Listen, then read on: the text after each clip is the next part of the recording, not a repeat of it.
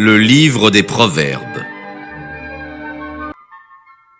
Parabole de Salomon, fils de David, roi d'Israël, pour connaître la sagesse et la discipline, pour comprendre les paroles de la prudence et pour recevoir les instructions de la doctrine, la justice et le jugement et l'équité, pour donner de l'habileté aux simples, la science et l'intelligence au jeune homme. En les écoutant, le sage deviendra plus sage, et celui qui est intelligent acquerra l'art de gouverner. Il pénétrera les paraboles et leur sens mystérieux, les paroles des sages et leurs énigmes. La crainte du Seigneur est le principe de la sagesse. Les insensés méprisent la sagesse et la doctrine. Écoute, mon fils, les instructions de ton père et n'abandonne pas la loi de ta mère. Ce sera un ornement pour ta tête et un collier autour de ton cou. Mon fils, si les pécheurs t'attirent par leurs caresses, ne te laisse pas gagner par eux.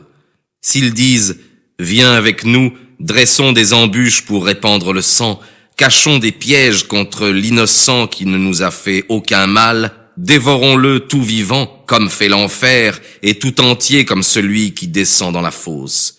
Nous trouverons toutes sortes de biens précieux, nous remplirons nos maisons de dépouilles. Entre en société avec nous, n'ayons qu'une même bourse pour nous tous. Mon fils, ne va point avec eux, préserve ton pied de leurs sentiers, car leurs pieds courent au mal, et ils se hâtent de répandre le sang.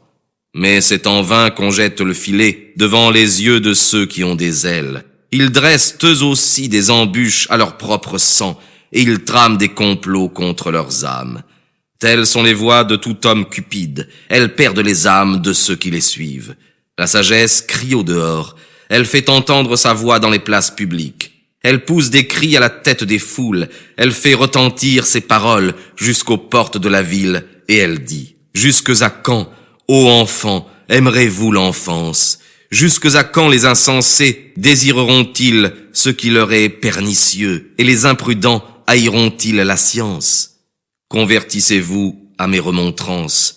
Je vais répandre sur vous mon esprit, et je vous ferai entendre mes paroles.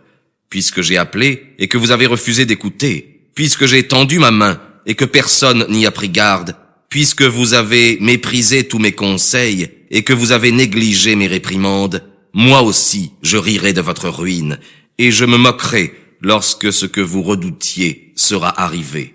Lorsque soudain se précipitera le malheur, et que la ruine fondra comme la tempête, lorsque la tribulation et l'angoisse viendront sur vous, alors ils m'invoqueront, et je n'écouterai pas. Ils se lèveront dès le matin, et ils ne me trouveront point, parce qu'ils ont haï l'instruction, et qu'ils n'ont point accueilli la crainte du Seigneur, et qu'ils ne se sont point soumis à mes conseils, et qu'ils ont méprisé toutes mes remontrances.